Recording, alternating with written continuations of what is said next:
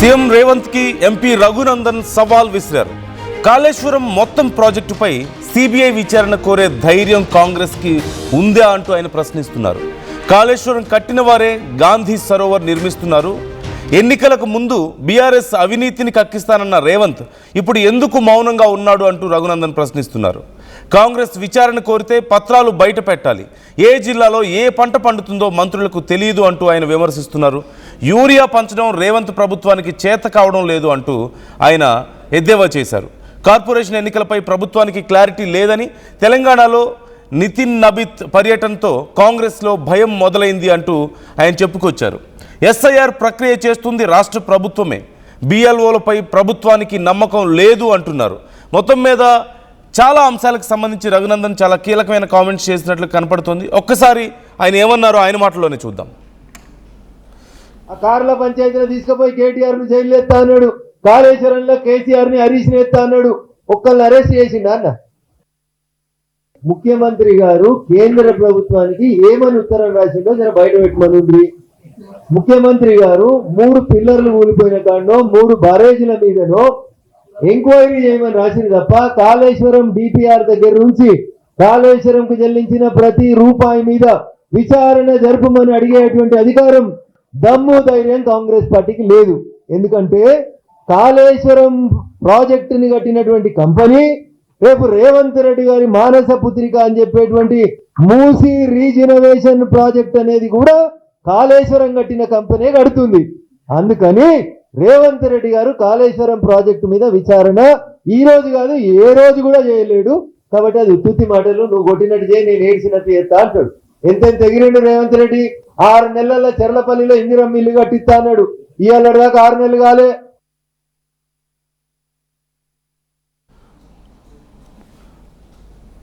ముఖ్యమంత్రి గారు కేంద్ర ప్రభుత్వానికి ఏమని ఉత్తరం రాసిండో జర బయట పెట్టమనుండ్రి.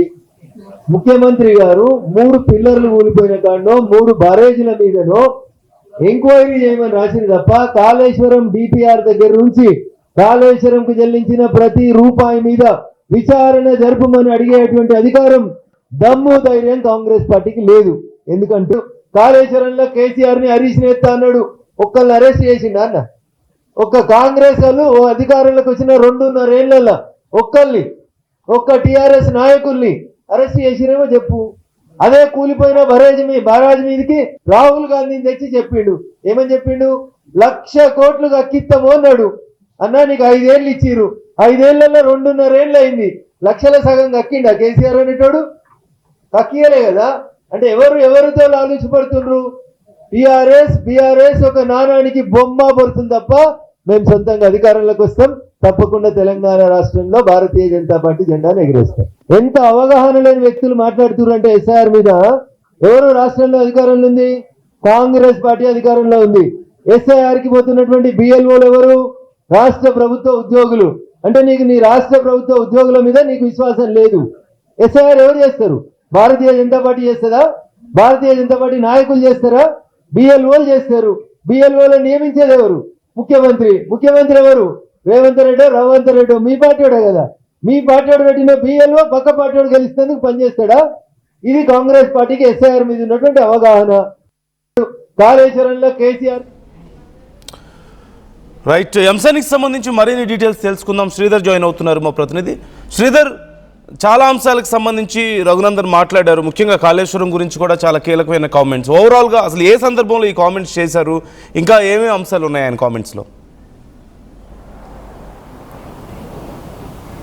యానందు అటు కాంగ్రెస్ నేతలు బీజేపీ జాతీయ అధ్యక్షుడు నితిన్ నబీన్ మీద మాట్లాడుతూ కాళేశ్వరం పైన సిబిఐ ఎంక్వైరీ ఎందుకు ముందుకు కదలట్లేదు అంటున్నటువంటి సందర్భంలో నితిన్ నబీన్ను ప్రశ్నిస్తున్నటువంటి ఇటువంటి సిచ్యువేషన్లో కూడా రఘునందన్ రావు అటు కాంగ్రెస్ నేతలకు కానివ్వండి, కాంగ్రెస్ ప్రభుత్వానికి గతంలో ఉన్నటువంటి బీఆర్ఎస్ చేసినటువంటి అవినీతికి కానివ్వండి, కాళేశ్వరం కట్టినటువంటి కంపెనీ వీటన్నిటిపైన కూడా రఘునందన్ రావు ప్రశ్నించారు. దానికి సంబంధించి గతంలో చూసాం, కాళేశ్వరం కట్టినటువంటి ప్రాజెక్టు కట్టినటువంటి దానిలో కాళేశ్వరం మీద కూడా కూలినప్పుడు రాహుల్ గాంధీని తీసుకెళ్లారు. మేడిగడ్డ కూలినప్పుడు అది కృంగిపోయినప్పుడు అక్కడ తీసుకెళ్లి అధికారంలోకి రాగానే కూడా పూర్తి స్థాయిలో కేసీఆర్ కుటుంబ సభ్యులు ఈ ప్రాజెక్టు కట్టిన వారందరినీ కట్టిన కంపెనీకి సంబంధించి అందరి మీద చర్యలు తీసుకుంటాం, కేసీఆర్ కుటుంబాన్ని జైలుకు పంపిస్తాం, డబుల్ బెడ్రూమ్ ఇల్లు తయారవుతుందని చెప్పినటువంటి కాంగ్రెస్ నేతలపైన ముఖ్యమంత్రి పైన కూడా రఘునందన్ రావు విరుచుకుపడ్డారు. ఎందుకంటే కాళేశ్వరంకు సంబంధించినటువంటి అంశంలో పదే సిబిఐకి విచారణ జరపమన్నాం, కానీ ఎక్కడ కూడా సిబిఐ విచారణ జరపట్లేదు.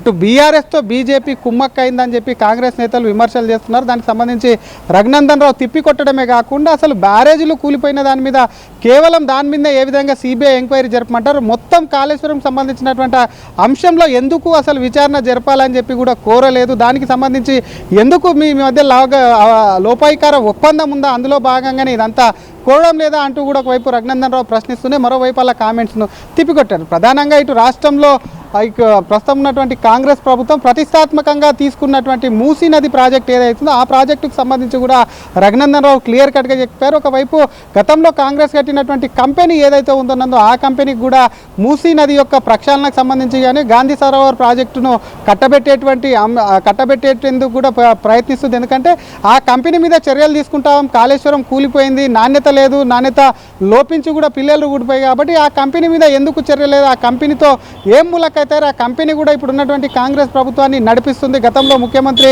రేవంత్ రెడ్డి చేసినటువంటి వ్యాఖ్యలు, రేవంత్ రెడ్డి ఇచ్చినటువంటి హామీలు, వారి మీద మాట్లాడినటువంటి ఆరోపణలు అవన్నీ ఏమయ్యాయి కాబట్టి ఆ కంపెనీ కట్టబెట్టేటువంటి కుట్ర లోపల జరుగుతుంది. దానికి సంబంధించిన డిపిఆర్ కానివ్వండి, దానికి సంబంధించిన అనుమతుల విషయంలో కూడా ఏ కంపెనీ కూడా రాకుండా ఆ కంపెనీకి కట్టబెట్టేటువంటి ప్రయత్నం చేస్తున్నారంటూ కూడా బీజేపీ ఎంపీ రఘునందన్ రావు అనుమానం వ్యక్తం చేశారు. అటువంటి సిచ్యువేషన్ వస్తే మాత్రం డెఫినెట్గా కాంగ్రెస్కు కావాల్సినటువంటి ఇప్పటికే అటు బీజేపీ అటు జాతీయ పార్టీకి సంబంధించినటువంటి అంశంలో కూడా పూర్తి స్థాయిలో ఫండ్స్ ఇక్కడ నుంచే వెళ్తున్నాయి, ఇక్కడ నుంచే తీసుకెళ్తున్నారు. మరోపక్క ముఖ్యమంత్రికి సంబంధించినటువంటి సోదరులు కూడా బిజినెస్ చేస్తున్నారు. ఏ ప్రాజెక్ట్ కట్టినా కూడా కమిషన్లతో కూడుకున్నటువంటి ప్రాజెక్ట్ ఉంది. బీఆర్ఎస్ గతంలో జరిగినటువంటి కాళేశ్వరం అవినీతి మీద జరిగినటువంటి వాటిపైన కూడా వాళ్ళను లోపాలేయకుండా వాళ్ళతో కూడా లోపాయికార ఒప్పందం ఒకవైపు ఆ కాళేశ్వరం కట్టినటువంటి కంపెనీ కానివ్వండి, అటు బీఆర్ఎస్లో ఉన్నటువంటి హరీష్ రావు, కేసీఆర్, కేటీఆర్ మీద ఎందుకు చర్యలు తీసుకుంటలేవని చెప్పి కూడా మరి బీజేపీ ఎంపీ రఘునందన్ రావు ప్రశ్నిస్తూనే మరొక పక్క అదే కంపెనీ, ఎందుకంటే కాళేశ్వరం సంబంధించినప్పుడు ఆ కాళేశ్వరం మేడిగడ్డ కూలిపోయినప్పుడు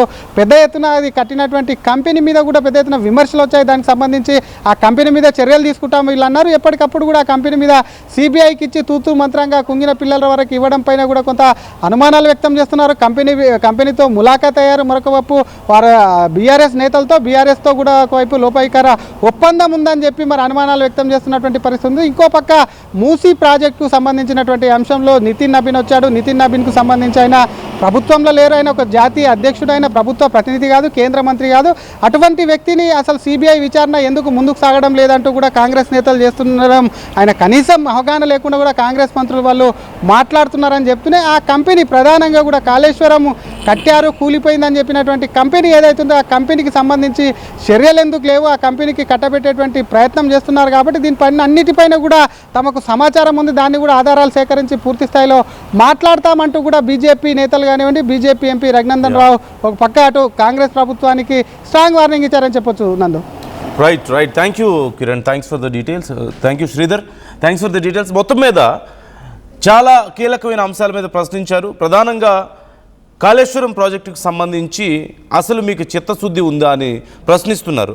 బిఎల్ఓలపై ప్రభుత్వానికే నమ్మకం లేదు అంటూ కామెంట్ చేశారు. అలాగే తెలంగాణలో నితిన్ నబీన్ పర్యటనతో కాంగ్రెస్లో చాలా భయం మొదలైంది, రైతుల గురించి పట్టించుకునే దిక్కు లేదు అంటూ విమర్శిస్తున్నటువంటి తీరు కనిపిస్తోంది. యూరియా పంచడం రేవంత్ ప్రభుత్వానికి చేత కావడం లేదు, రైతులను ఎప్పుడో గాలికి వదిలేశారు అంటూ కామెంట్ చేస్తున్నారు. మొత్తం మీద ఎన్నికలకు ముందు బీఆర్ఎస్ అవినీతి మొత్తాన్ని మేము కక్కిస్తామన్నటువంటి కాంగ్రెస్ ఎన్నికల తర్వాత ఏం కక్కించిందో చూపించండి, ఇప్పటి వరకు కాళేశ్వరం విషయంలో అసలు ఏమైంది అని కాంగ్రెస్ని ప్రశ్నిస్తున్నటువంటి తీరు కనిపిస్తుంది. ఈ అంశాల మీద మీ అభిప్రాయాలు ఎలా ఉన్నాయి, కామెంట్ చేయండి. అదే కూలిపోయిన బరాజ్ మీదకి రాహుల్ గాంధీని తెచ్చి చెప్పిండు. ఏమని చెప్పిండు? 1,00,000 కోట్లు కక్కిస్తాము అన్నాడు. అన్నా నీకు 5 ఏళ్ళు ఇచ్చిర్రు, 5 ఏళ్లలో 2.5 ఏళ్ళు అయింది, లక్షల సగం కక్కిండా కేసీఆర్ అనేటోడు? కక్కియలే కదా. అంటే ఎవరితో ఆలోచించబడుతుండ్రు? బీఆర్ఎస్ ఒక నాణానికి బొమ్మ పడుతుంది తప్ప మేము సొంతంగా అధికారంలోకి వస్తాం, తప్పకుండా తెలంగాణ రాష్ట్రంలో భారతీయ జనతా పార్టీ జెండాను ఎగిరేస్తాం. ఎంత అవగాహన లేని వ్యక్తులు మాట్లాడుతున్నారు ఎస్ఐఆర్ మీద. ఎవరు రాష్ట్రంలో అధికారంలో ఉంది? కాంగ్రెస్ పార్టీ అధికారంలో ఉంది. ఎస్ఐఆర్కి పోతున్నటువంటి బిఎల్ఓలు ఎవరు? రాష్ట్ర ప్రభుత్వ ఉద్యోగులు. అంటే నీకు నీ రాష్ట్ర ప్రభుత్వ ఉద్యోగుల మీద నీకు విశ్వాసం లేదు. ఎస్ఐఆర్ ఎవరు చేస్తారు? భారతీయ జనతా పార్టీ చేస్తుందా? భారతీయ జనతా పార్టీ నాయకులు చేస్తారా? బిఎల్ఓలు చేస్తారు. బిఎల్ఓలు నియమించేది ఎవరు? ముఖ్యమంత్రి. ముఖ్యమంత్రి ఎవరు? రేవంత్ రెడ్డి మీ పార్టీ వాడే కదా. మీ పార్టీ వాడు పెట్టిన బిఎల్ఓ పక్క పార్టీ వాడు గెలిస్తేందుకు పనిచేస్తాడా? ఇది కాంగ్రెస్ పార్టీకి ఎస్ఐఆర్ మీద ఉన్నటువంటి అవగాహన. ముఖ్యమంత్రి గారు కేంద్ర ప్రభుత్వానికి ఏమని ఉత్తరం